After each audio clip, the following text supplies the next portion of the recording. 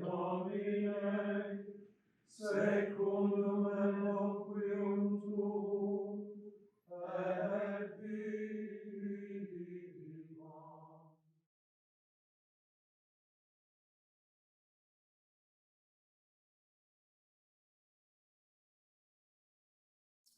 I'm Abbot Damien. I've been here at St. Andrew's Abbey since 1998. I came here from teaching. I was teaching in a Carmelite school, teaching grades 6, 7, and 8, primarily math, science, religion, language, arts. And school got out in early June, and the end of the month of June 1998 is when I came to the monastery. I was elected abbot in 2010, and this is 2022, so I'm in my 12th year. We have 8-year terms, so I'm in the middle of my second term. When I was discerning, I had looked at various men's religious communities, and I would say over a dozen. And it was one of the Carmelite sisters who pointed me in this direction to the Benedictines in Palermo. And at that time, I'd never heard of them. And so when I came here, quite frankly, there was nothing really special at that time, you know. But because the Vocation Director was not here during my visit, the abbot at that time encouraged me to make a second visit. And so it was a second visit to Palermo when God just basically made it known to me that this was the place. Even though I didn't know anything about monastic life, I didn't know anything about Saint Benedict, I didn't like the desert. It was not a whole lot of things impressed me about this place, quite honestly. But it was God who told me this was a place, and I can't see me being anywhere else.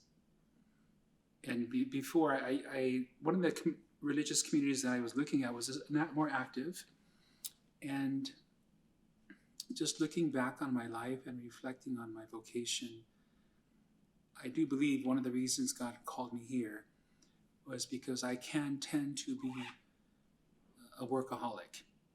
And so I need the bell to ring in order for me to pray.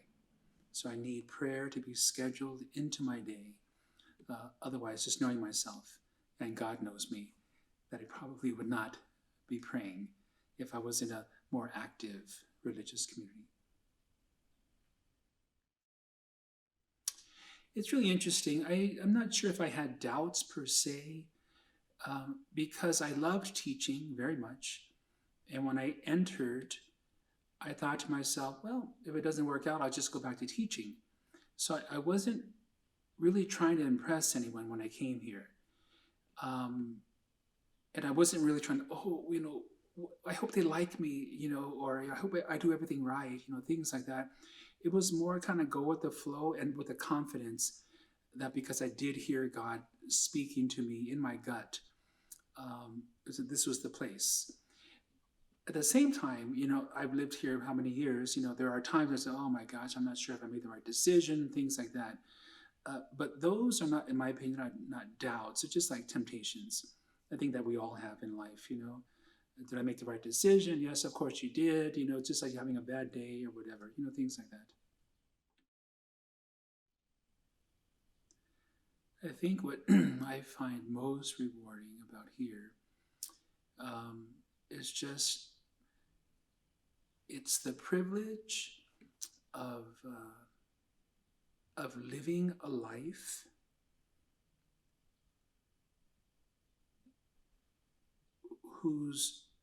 where the day, 24 hours a day, the focus is on God.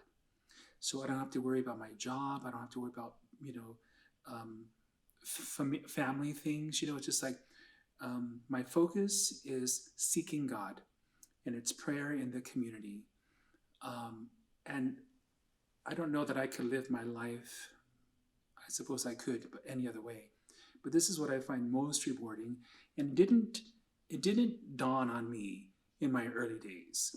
This is something that God slowly revealed to me, that He is the most important person or thing or whatever in my life, and apart from Him, nothing else matters.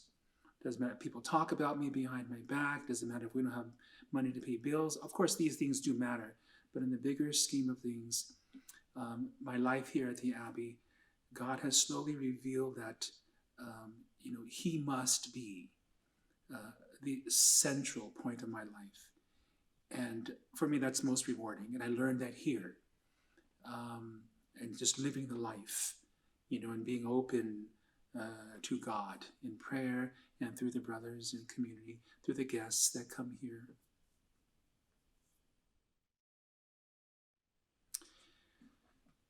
When I was discerning religious life,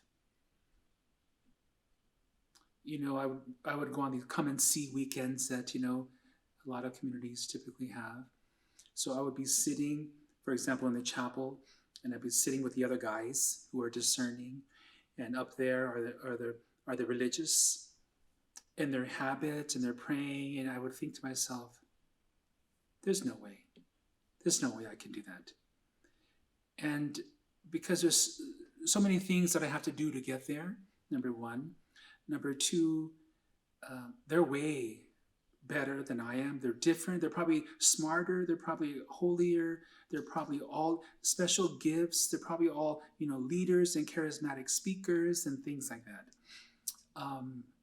And now I'm in that community, and I can tell you it's far from the truth. Ordinary people, just really seeking God, desiring God's will. And so I encourage the person discerning religious life or, monastic life to really keep that perspective that religious are ordinary people striving to be good, striving to be holy, and that, God calls ordinary people, to become extraordinary or holy. But we don't enter the community holy or extraordinary. God does that in us gradually.